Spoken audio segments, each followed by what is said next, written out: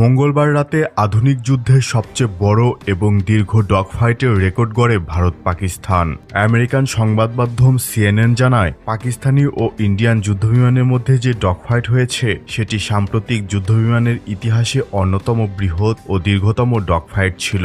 দুই দেশের 125টি fighter jet 1 ঘন্টারও বেশি সময় ধরে ডগফাইটে অংশগ্রহণ করে। মজার ব্যাপার হলো, এই যুদ্ধে কোনো পক্ষই অপর পক্ষের আকাশসীমা অতিক্রম করেনি। অভিনন্দন কাণ্ডের পর ইন্ডিয়ান এয়ারফোর্সকে আর পাকিস্তান প্রবেশের অনুমতি দেওয়া হয়নি। পাকিস্তানও ঝুঁকি নেয়নি। কখনো কখনো 160 কিলোমিটার দূর থেকেও টার্গেট লক করে মিসাইল ছোড়া হয়েছিল। এখানে বিয়ন্ড ভিজুয়াল রেঞ্জ বা বিভিআর মিসাইল প্রযুক্তি তার খেলা দেখিয়েছে।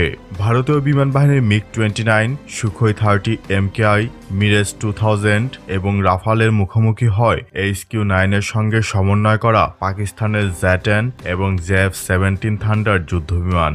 এই ডগ ফাইটে ভারতের 5টি যুদ্ধবিমান ধ্বংস করে পাকিস্তান বিমান বাহিনী। প্রায় 1 ঘন্টা চলে এই ডগ ফাইট, যা আধুনিক সময়ের সবচেয়ে বড় এবং দীর্ঘ ডগ ফাইট হিসেবে বিবেচনা করা হচ্ছে।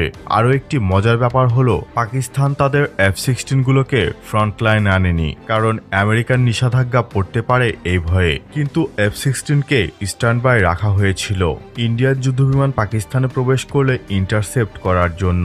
F-16 এর ক্ষয়ক্ষতি এড়াতে মোদির বেস্ট ফ্রেন্ড আমেরিকা পাকিস্তানকে গুরুত্বপূর্ণ ইনফরমেশন দিয়ে সহায়তা করেছে বলেও শোনা যায়। পাকিস্তানি গোয়েন্দা সংস্থা রাত 10টার দিকে তথ্য পেয়েছিল যে ভারতের আক্রমণ আসন্ন।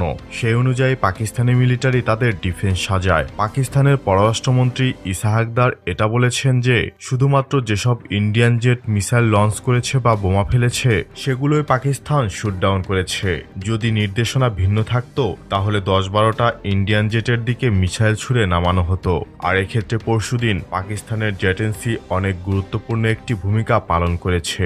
যে জেটেন্সি চীন আমাদের বিমান বাহিনীর জন্য 2018 সালে প্রস্তাব করেছিল সেটা আজও অবধি কেনা হয়নি।